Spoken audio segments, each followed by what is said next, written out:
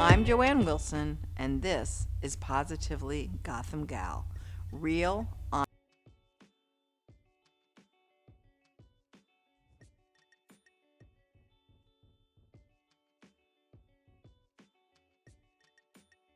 Hey, how are you? Hi, how are you? Thank you so much for doing this. Of course. It's kind of like, I have to say, these more sort of informal conversations are actually a nice break, right? 100%. I mean, it is also, it's so nice to talk to, smart people. Not that that isn't nice anytime, but right now, to hear what people are thinking about the world at large and where we're going. Because I'm pretty sure we're never going back. Yeah, And it's not about how do we change the model. It's like, okay, we need a brand new model. yeah, So I yeah. know. Mhm. No, I'm feeling that too, which is both, I think anytime you sort of are in a state of transformation, it's both exciting and scary. Well, certainly, I mean, 2020 when it ended, I think there was this like sigh of relief, but here we all are, and there's a bit of boredom, even though we're working, because particularly as a New Yorker, our lives are so social. Yeah. Well, I And was saying too, it's like even just as part of like a creative process for anyone, I mean, someone who's in a creative field or not, it's like just the stimuli that you get in a constant way of moving through the city or through the streets or like it's, all of that in some ways has been removed unless you actively seek it. And so, that's like all of those spontaneous things that happen and create these like moments of, sparks or this, that, or the other. It's like now it's all within like four walls. yeah, for sure. Um, so we're just going to get into it here. So, Sure. where did you grow up? Well, primarily in Columbus, Ohio, Ah, okay. Midwest. And then made your way towards New York.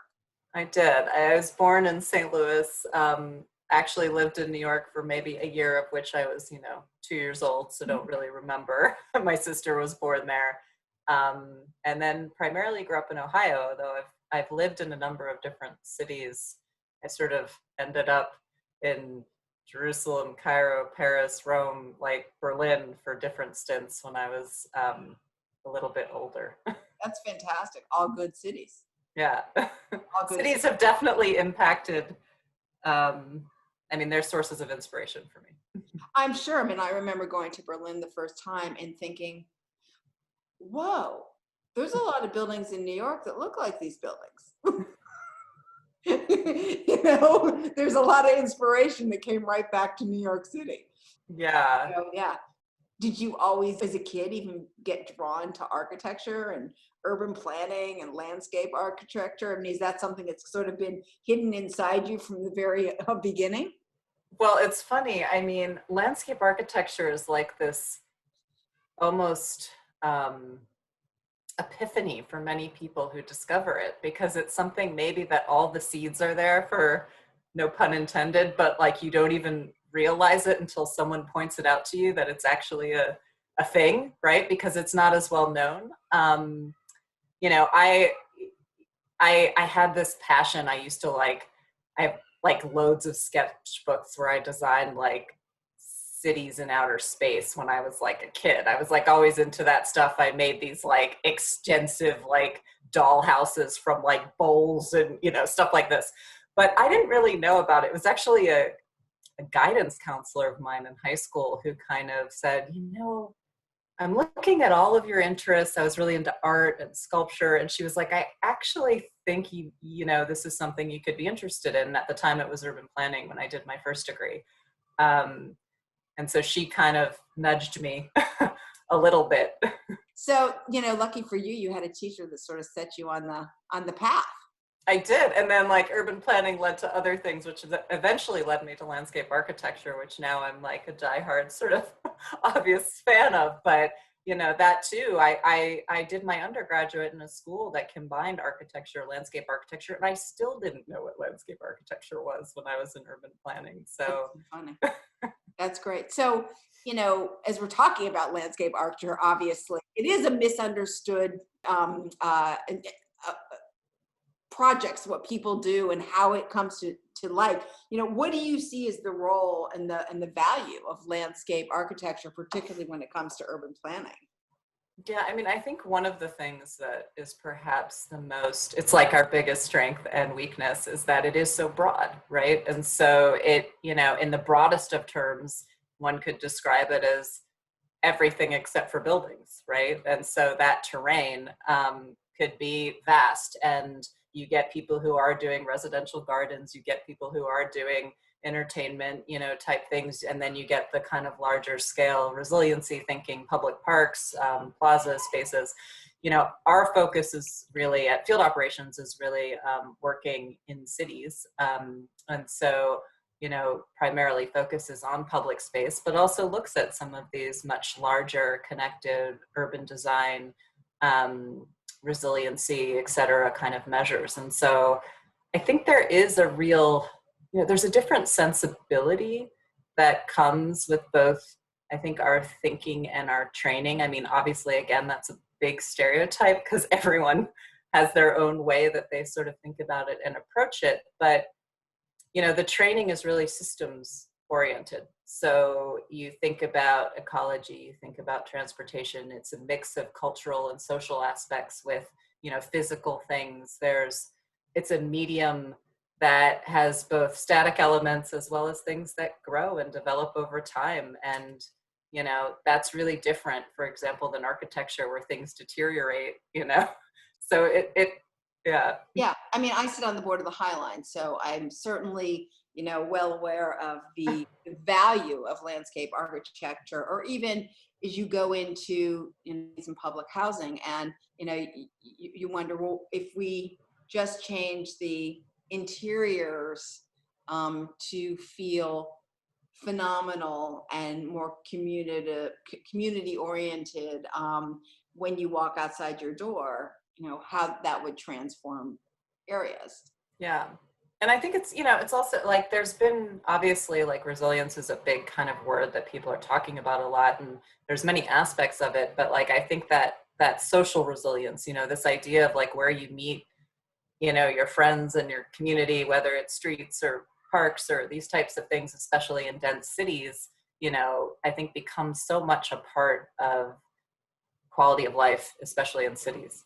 Yes, 100%. I mean, I don't know if you know the nonprofit organization called Colors. Mm-hmm. Yeah, and so they go into these schools and paint, and just the bright and the warmth and the feeling, it just changes your everyday outlook because they're not these drab walls that haven't been touched in many decades. Yeah, there's been a huge initiative about green schoolyards too, for the same reason, right? That these things are there's very real metrics about how having access to green space can like create better focus, can allow for this kind of like release of anxiety and stress and all of these things. And unfortunately, if you look across many of the schoolyards, they're concrete or asphalt, lots. Yeah, I mean, at least we have a lot of green in New York. I mean, in LA, there's so little. Yeah. I don't know if you've ever heard that podcast that Malcolm Gladwell did about Los Angeles and how he really goes after the golf courses because those are the biggest landscapes, and they're not public properties, they're private properties. And no one thought about that thing. Right. Which is classic of Los Angeles. And they channelized their river and did a whole bunch of Exactly. So you're currently working on the River Ring, which is a project in the East River, which is north of Domino Park, which is like such an iconic building that is now going to be, is transformed this whole area over there. Are you thinking about different ways on how, New Yorkers are going to work with the river, and how that, and has it changed anything through COVID and how you're looking at that? Yeah, I mean, it's so interesting because I think COVID there's this double-edged thing with COVID where I do feel that many people are starting to have a greater appreciation for parks and open space, perhaps because just they're using it more, they're depending on it more without some of the other places that they would go for outlets. They're going to parks instead, especially even, teenagers and other people who maybe would have just gone to, another type of a indoor environment. But at the same time, we're also in an economic downturn, and parks are one of the first things that are always cut in city budgets.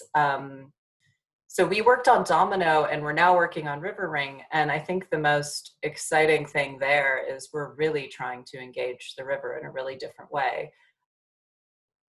Most waterfront projects that are tied to private development, the status quo is to do a bulkhead, right? Because it's just like there aren't a lot of options, actually, especially for really constrained sites.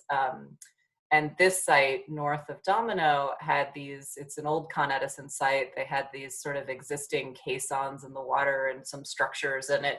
That was one thing that was there. There's a shallow sort of bathymetry, which is the underwater topography. There's a bunch of things sort of happening there. All of those came together to really allow us to consider doing a new park that creates a series of in-water breakwaters, which actually stop the wave reduction, like calm the waters to allow for both in-water access, to sustain habitat, to create a beach. Yeah, so we're really hoping that it can also be a model for others, and to think about not only how they can contribute to resiliency infrastructure, but also habitat creation and softer shorelines. That is extremely cool. I mean, certainly as the Arctic is melting, the in New York, as it should be, that as we start, having our water table rise is really scary. The Domino Park is so beautiful. I mean, it really is. It's funny when you go there on Saturday afternoons, when we did go there on Saturday afternoons, you'd see so many people get married there. Yeah. It's always like, but things like that, I think it's so special when people make places their own. I mean, as a landscape architect, you envision certain things, of course, but your projects are always just enlivened by people, right? That's what makes them exciting. And it's the same with the High Line, right? Like going up there since I started working on that in 2004, it's like, of the myriad ways that we imagined how it could potentially possibly be used, there's 1,000 more every day that you just see. Every way. Have you been over to the Diller Park? Have you walked it yet? I have not. The Little Island one? Yeah, Little Island. Yeah, I walked it. We're working on Gansevoort, which is just south of it, but yes. I haven't. Yeah. Yeah, you should definitely. What's interesting is, the one thing I always laugh about the High Line is that we were so modest, right? We're like, how many people are really going to come up here? Well, it ends up 8 million a year. So, and when we did the second, I mean, I kept asking, well, why aren't we just making it a little wider, and even a foot and a half, because it is so clustered, even though so beautiful. And then, then it opens so much more wider by the third walkway. So when you go to the Little Island, there's obviously the huge amphitheater, but then when you go up the sides, there are these tiny, small groupings of parks that I think, okay, so you're there with your 8-year-old performing on the stage and maybe 2 families, like that's all it can handle. So it'll be very interesting to see how people go into those areas, and then you think about COVID. Yeah. And certainly the renewed importance in public spaces, and it's a lifeline for New Yorkers, but and as you talk to your colleagues, what is the essential infrastructure you're thinking about when you're looking at another world, and when we finally get out of a global pandemic and we give the get out of jail free card? Yeah, I mean, I think in our field, we see parks as essential infrastructure. I don't think that many people do, unfortunately. It's seen as something that's nice to have, of course, and perhaps has great value, but it's not necessarily seen as something that is essential. And perhaps, you know, this pandemic is, bringing to light that it truly is essential. That said, I think in the same way that different sort of things that have happened over the years have trended and changed things, in terms of like even with the flu and with the big flu that happened, and then all of the promenades became wider and like, in cities and this, that, and the other. I mean, you are seeing like a little bit of that, or people just being even more hyper aware of space and spatial like ideas. Like before, for someone like me, I always knew that like the lines on the sidewalk were 5 feet on center, right? Because you kind of know that, you're always looking at those things. But now everybody kind of knows that. And so it's interesting. There's like this new spatial awareness that people are having in terms of, oh, what does that mean? And what is this distance? And so, that's interesting. I think one of the biggest impacts that I'm seeing both in New York and cities actually all over the world is reconsidering their streets. And so this could have a huge impact. I mean, streets are they comprise a very big percentage of quote unquote public space in every city. Right. Well, we saw de Blasio just shut down those 2 lanes for biking. It was on the Williamsburg, right? Yeah. So, And and my response, as we were, talking about at home, which is, well, that's amazing, right? But on the other hand, every time you change something, there's a domino effect. Yeah. And so people are still driving in cars. We've seen a spike in cars because of fear of the COVID. Right. But, public transportation needs to be much larger in order for us to have more bicycles. Right. And more bicycles, but also I think just with like, I mean, it's been fairly makeshift, ad hoc, like allowing, restaurants in order to extend their ability to function, spill out onto the streets and all these things. But, at the same time, and it's hard, it's a little bit hard weather vane, because people are like, well, it's working now because there aren't a lot of people on the streets, and it's not really going to work once everyone is back to their sort of quote unquote normal. But at the same time, there's, like the whole New York Times effect where everyone was like, there's no way you could pedestrianize that. And then, here it is. Yeah. So I think that once you get used to certain things and, hopefully, all of those things align with like climate change, carbon, all of these things coming together. And you're like, yes, this is definitely the way that we should be moving. Right. I hope so. I mean, there is a city, I actually bought this book a couple years ago, and I think it's a city, it's either in Japan or I don't think it's in Japan. I think it's in Denmark. And they decided no more cars. I wouldn't be surprised if it's in Denmark. I think it's no cars. It was not obviously the largest city, but it was a decent sized city. And bikes were fine. I think that there was a time during the night where they could bring deliveries in. Right. And, a lot of people were, of course, freaked. But what it did is it changed also all the people's relationships with their families and their neighbors and everything around them. And I just thought it was everyone started driving their bike to school instead of, taking a bus or a car, and everybody had much more interaction with each other on the street. And it was super cool. Yeah. Like we've done that in certain segments of the city, like Broadway, where the Garment Center is. And that was the beginnings of some changes. But do you believe that in New York, we're going to see a lot more changes in the next 10 years? I mean, I do think people are really rethinking the streets. I do. I think that they see that as, especially as we're also struggling with, equitable access to open Yes. space. You know, these where you may not have large tracts of lands or even small tracts of land, you know, that the streets are kind of also being seen as a conduit, like a real way to increase open space, especially for neighborhoods that are so lacking. Yes. Yeah. That are like, you know, are wastelands in some respect. I mean, there's Yeah, or you know, or the quote unquote green spaces that they have and that are mapped are really just, you know, asphalt playgrounds that are usually under elevated highways, or you know, like these. I mean, I live actually in a neighborhood that's exactly like that. And my, you know, my savior during COVID has actually been Greenwood Cemetery, which they've made like, I mean, it's open anyway, but it's just amazing.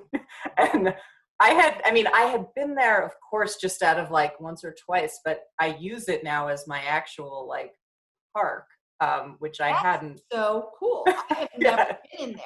When we were in Tokyo a couple years ago, my son was like, "You must go to this one cemetery." And it's I was like, amazing. "All right." And we went, and it was literally one of the highlights of our trip. Yeah.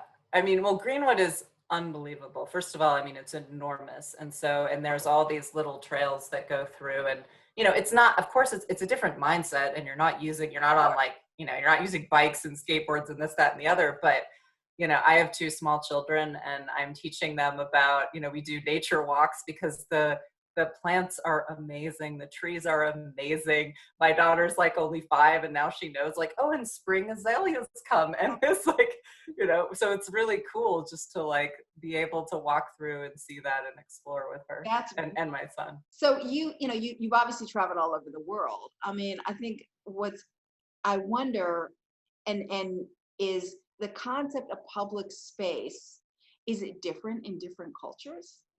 Absolutely. And in some, actually, there's, well, I would say different. In some, there isn't even a collective kind of notion of public space. You know, there's places where people see it like there's a collective like, yes, this is public space.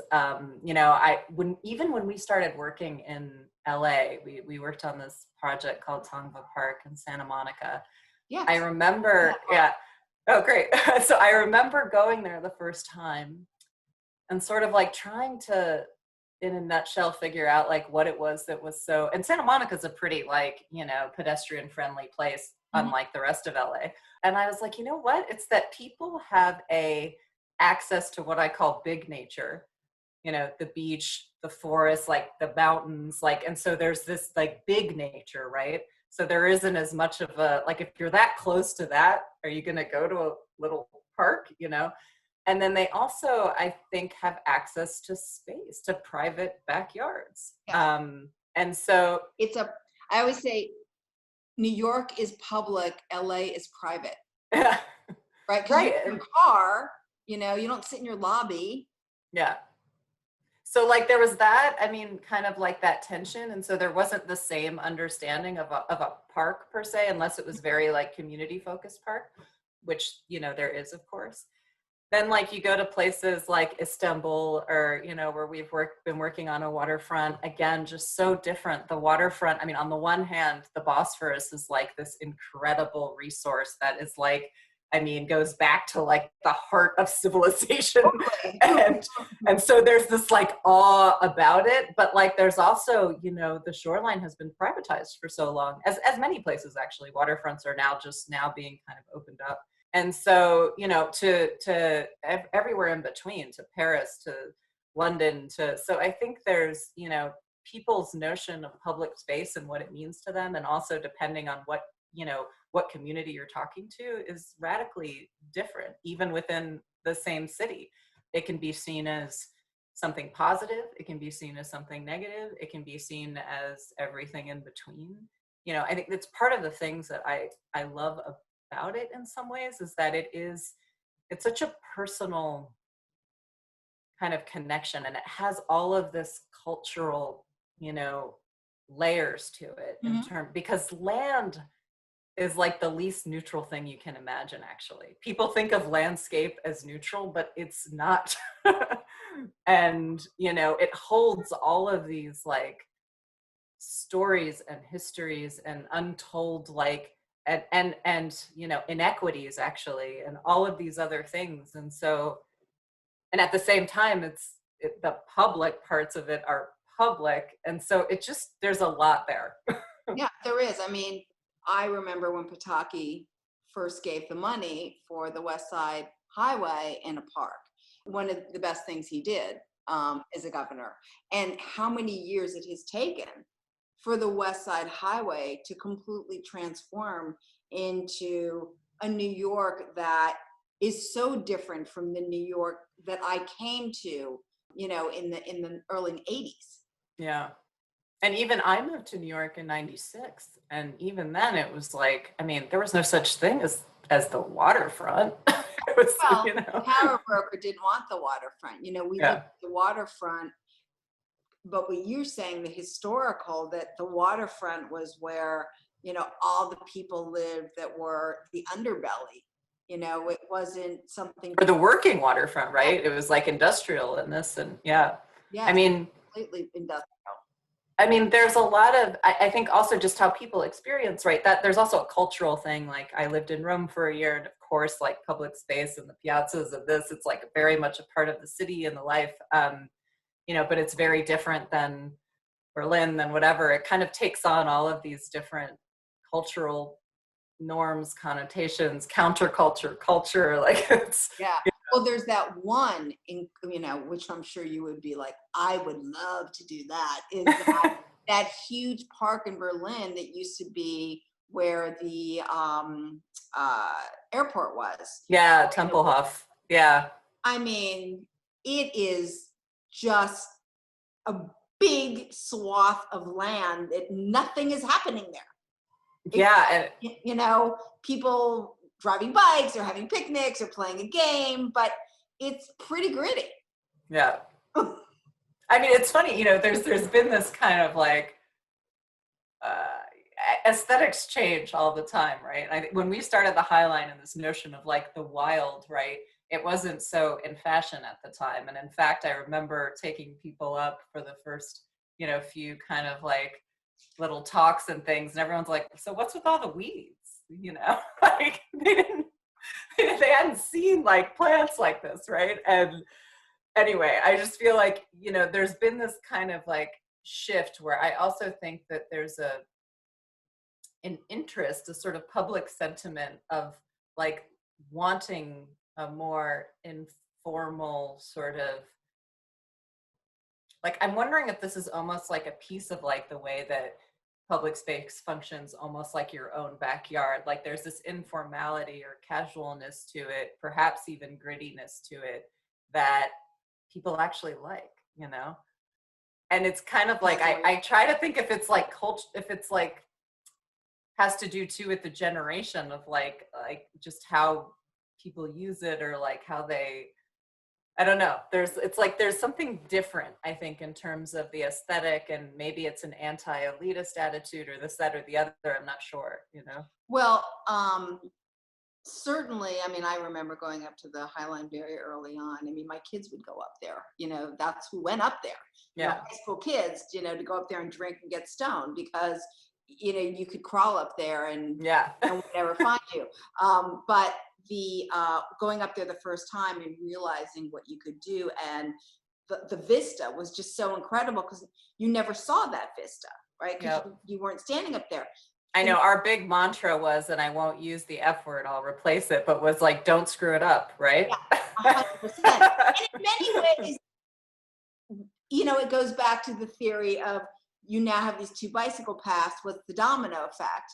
And Yeah. so the domino effect from the High Line has been a very new way of traffic, right? So I'll go on the High Line and I'll just walk all the way up, and I don't have to deal with lights. Yeah. But on the other hand, it's created tremendous traffic over there on the High Line, and all these buildings that have been built Yeah. that are a little overwhelming.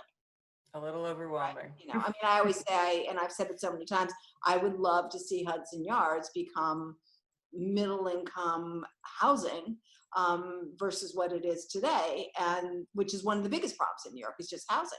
Yeah. But what do you think about the High Line and the next connection?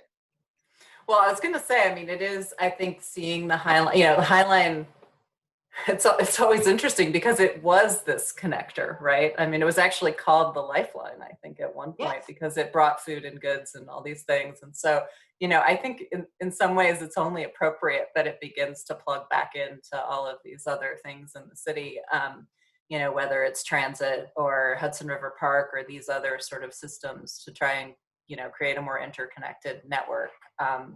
So I think that that's exciting. I mean, the potential of that. And I do think that it also hopefully will allow it to, you know, both have these kind of, you know, it opens up flows to get out and to get in. There's a little bit of like a cross, you know, cross kind of relationship there. Well, what's interesting too is that it's been built at separate times. Yeah. So, you know, what will this landscape look like being built in a post-COVID world Yeah. versus, And one that's, you know, I mean, I think the other thing that is really different about if these connections happen is it's not, you know, the High Line has the integrity of the historic structure, right? These don't have that as both a burden as well as perhaps something that also helped to kind of, you know, give it its own identity. And so, you know, I don't think that it should necessarily mimic what the High Line is, right? Because so much of what the High Line is about that historic structure and about the specific, of course, you know, views and vantage points of the city. And it's really meant to be a dialogue with the city and one that's very intimate. But the new connections, I think, in some ways are sort of like, you know, they don't have the same shackles because it's a very different thing. So you can kind of look at it differently. yeah. Oh, no, I don't know what that means yet. But I mean, I've seen other renderings, but we will see what that looks like. I mean, yeah, and then how the West Side has been transformed, and it's been through parks. yeah, I mean, really, at the end of the day, that is what it has been. And I do hope that they do the same thing on the East Side, which is sorely in need. Um, yeah. but if we see And transportation change dramatically, I would think that it would allow us to have more open space and parks that are conducive to who is ever in that particular neighborhood. yeah, exactly. I mean, that's the other thing I think that's so interesting about parks is it's actually rare that you get a quote unquote park program when you start a project. Whereas like when you start a building project, usually you're like, this is a museum or this is this or this is that, right? So much of that is a dialogue with, you know, the community and all of the other stakeholders. And, you know, sometimes it might be, yes, this is more conducive to this or that, or there's a great need for this in this neighborhood that we've heard about. So that's, you know, high on the list. But I think that's one of the interesting things too about our work is it's, you know, it's so much informed by not only the sort of histories and constraints and layers of the actual site itself, but also of, you know, the needs and the community. Are you seeing different ecological aesthetics and, you know, new things for the future? Are you seeing that when there are new projects versus there 10 years ago, that landscape is actually have a line item? Yes, and I think that people see it, you know, on the real estate side, I think there's a value creation kind of component that didn't exist, you know, even probably 10 years ago, at least on many of the projects that I had seen where like it was seen as, you know, nice to have, but now it's actually seen as like how they sell their units or whatever, right? So there's like a value creation piece, which has its downside too, of course, and the whole gentrification kind of larger question and issue. But I do think that people are recognizing, you know, the ecological benefits as something that is really important now, and trying to understand that. Now, that doesn't always need to quote unquote look natural because most of that is engineered in these kind of urban conditions. But I do think that like the aesthetic is expanded like a lot, from what most people would sort of envision as either like a garden or a lawn, or, you know, I mean, I think like that palette of what you can envision and think about is growing. It's not so, you know, as a landscape architect, you always get a little frustrated when people are like, the green, like it's just like this generic, like, yeah, that's green, or that's landscape, or that's like, and you're like, well, you know that. Yeah, right. So All interconnected, right? yeah. Completely. Yeah, and like how many shades of green can you think of, right? Because there's that many, you know, There types are of that things many. that, yeah. Yeah. And so I'm gonna, last question is, you know, besides the project that you're working on, River Ring, is there any other project that you're super excited about now, that is been bid out in the past year, that has made people say, okay, we need to be thinking about different things? Yeah, I mean, there's actually a lot that we're working on that are super exciting. You know, there's a couple that are in construction now, that I think are really important, significant works. One is the Presidio tunnel tops in San Francisco. Mhm. Gansevoort Peninsula has just gone out to bid, which is also exciting because it's the, you know, almost, I think it's 5.5 acre peninsula, and one of the last kind of remaining, it's not a pier, so even though people think of it as a pier, it's actually connected, so it's a peninsula, but on Hudson River Park, and it's one of the few areas where you actually can get down to the water, so there's a kind of beach and kayak launch, boat launch It's there. going to be so cool. I I'm mean, excited, yeah. I live right there, so I Oh, am super so excited you'll reap the about that. benefits. But the concept of having that, I think about, in Chicago, that beachfront, Yeah. it is probably ignored 75% of the year, right? Well, Until it's funny, you know, my dad grew up in Chicago, and I now, at the time, didn't realize this, but I kind of now credit him with like my decision to go into this field, because my dad's a really incredible storyteller, and he used to tell us these stories of growing up with, you know, in a tiny 1-bedroom apartment in the projects, with living with his grandmother and his sister and his parents, and he was like, but I never knew I was poor because Lake Michigan was my backyard. And that was super profound to me. I didn't realize it at the time, you know, but it was his identity. And so, and that was something that, you know, was a public space. And so that's really, I think, shaped also a lot of how I think about things, and why I ended up, you know, probably finding landscape architecture. that's a great story. Yeah. And so true, because there's so many times where you read these stories or do work in inner cities, and or I've talked to people where they went off to a private school where they got 100% scholarship, and they've all said the same thing, like, I had no idea that I was, we had no money, right? Yeah. Because everything was in our house, but we had this amazing outdoor public spaces that we treated as our backyard. Yeah. And I mean, like, I'm not trying to belittle like the struggles, because of course he had them, but I think Oh, his takeaway, I mean, like, the struggle was implied, and he would tell us this story to also make us appreciate, of course, what we had and what he didn't have. course. So, you know, there was 300 miles to get to school. Exactly. right, in a blizzard.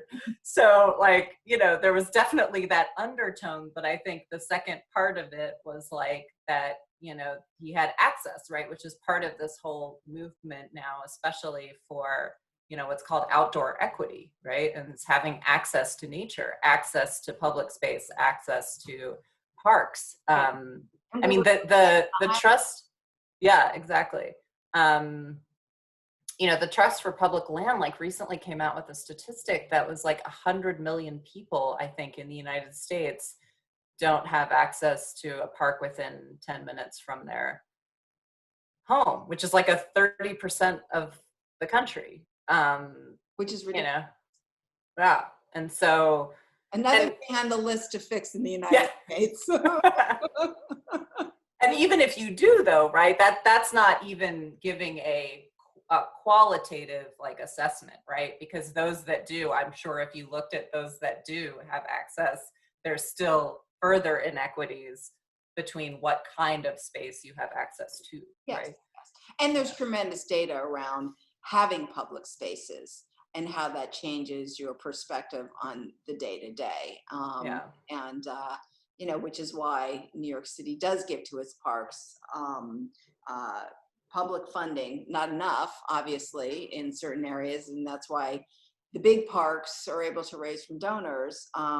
But there should be certainly more money that is given to the parks and areas. Yeah, I mean, the hardest thing too is, right, the more they're used also, like, even if there's capital funds, the maintenance ones are always harder to find. And Yeah.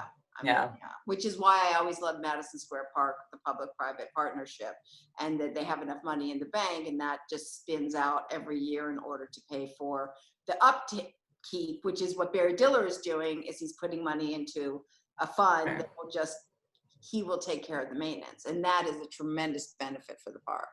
Yeah, for sure. Yeah, I was going to say, I do think the more people feel connected to a place, the more they also want to care for it. And, you know, there also is that relationship, especially with public space, like where you can kind of care for even your own, you know, places that you use personally, whether it's small things of like picking up the garbage if you see it on the ground to, you know, to others. So yeah, I mean, there's, you know, down the street from me, there's this tiny little park, and I feel very connected to that park. I walk through it all the time, you know, and there's maybe 5 places to sit in there, but, you know, it's my park.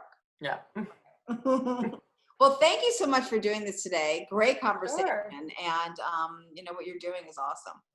Oh, thank you. It's an incredible thing to sort of be a part of, and as I say, it's like it's enlivened by the people who use it, so that's the best part. I'm sure it is. All right, well, take care.